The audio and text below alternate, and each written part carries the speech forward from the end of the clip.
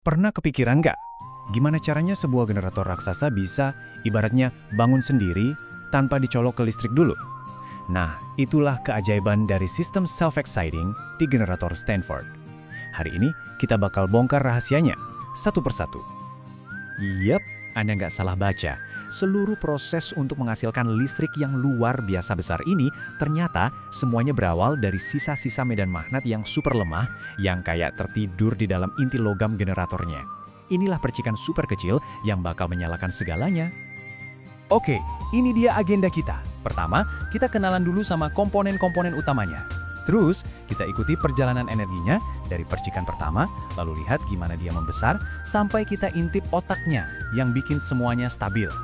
Dan di akhir, kita bakal ngerti kenapa desain ini jenius banget.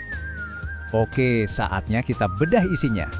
Sebelum kita lihat prosesnya, kita harus kenal dulu nih sama para pemain di dalamnya. Anggap aja ada dua tim yang kerja bareng. Tim pemicu yang memulai semuanya, dan tim utama yang menghasilkan kekuatan masifnya.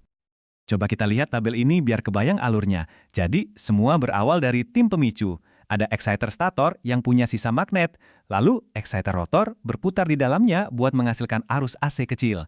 Nah, arus kecil ini kemudian diubah jadi DC oleh diode rectifier.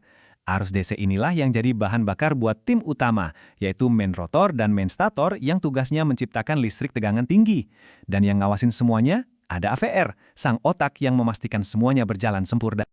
Nah, sekarang kita saksikan momen paling krusialnya. Detik-detik pertama saat generator baru dinyalakan. Ini dia momen penciptaannya, di mana energi lahir dari sesuatu yang tadinya hampir nggak ada. Lihat alurnya di sini. Begitu mesin hidup, poros utama muter, dan exciter rotor ikut berputar. Disinilah keajaibannya dimulai. Exciter stator yang diam itu ternyata masih nyimpen sedikit sisa magnet dari pemakaian sebelumnya. Waktu lilitan di exciter rotor yang berputar ini memotong medan magnet yang super lemah itu, hukum fisika Faraday pun bekerja. Sederhananya, terciptalah arus listrik AC pertama yang kecil banget. Oke, percikan apinya udah ada. Sekarang, gimana caranya kita ubah api kecil ini jadi kobaran api raksasa? Nah, kita masuk ke siklus pembangkitan utama, di mana sistem ini dengan cerdasnya akan memperkuat dirinya sendiri. Yuk, kita ikuti alurnya. Arus AC kecil tadi masuk ke diode rectifier, yang fungsinya kayak gerbang satu arah, mengubahnya jadi arus DC yang stabil. Arus DC ini lalu disuntikan ke main rotor yang lagi berputar kencang, mengubahnya jadi elektromagnet super kuat. Nah, waktu elektromagnet raksasa yang berputar ini melewati lilitan main stator yang diam, terjadilah induksi kedua. Tapi kali ini jauh lebih dahsyat. Dan, boom! Lahirlah arus listrik AC tegangan tinggi yang kita butuhkan. Listriknya udah ngalir deras nih. Tapi, tunggu dulu.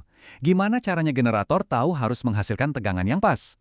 Terus gimana kalau tiba-tiba kita nyalain banyak alat dan bebannya naik drastis? Nah, disinilah sang otak operasi, si AVR, mulai beraksi.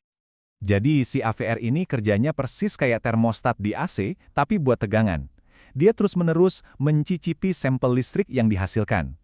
Kalau tegangannya dirasa kurang, AVR bakal kirim lebih banyak tenaga DC ke exciter stator, ibaratnya kayak neken pedal gas biar seluruh prosesnya makin kencang. Sebaliknya, kalau tegangannya ketinggian, AVR bakal angkat kaki dari pedal gas, ngurangin tenaga DC-nya, hasilnya, output listrik selalu stabil. Cerdas banget kan?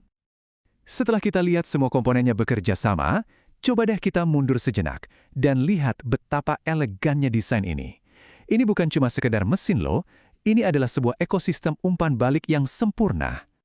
Poin-poin ini merangkum semuanya dengan sempurna. Inilah kenapa sistem ini disebut self-exciting. Dia membangkitkan dirinya sendiri.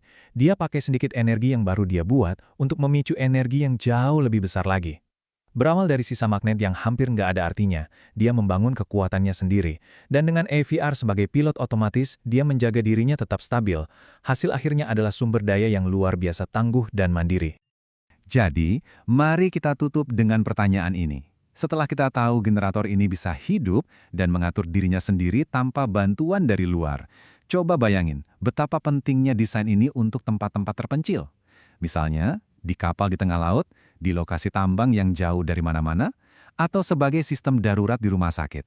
Desain ini bukan cuma pintar, ini adalah simbol ketangguhan dan kemandirian energi.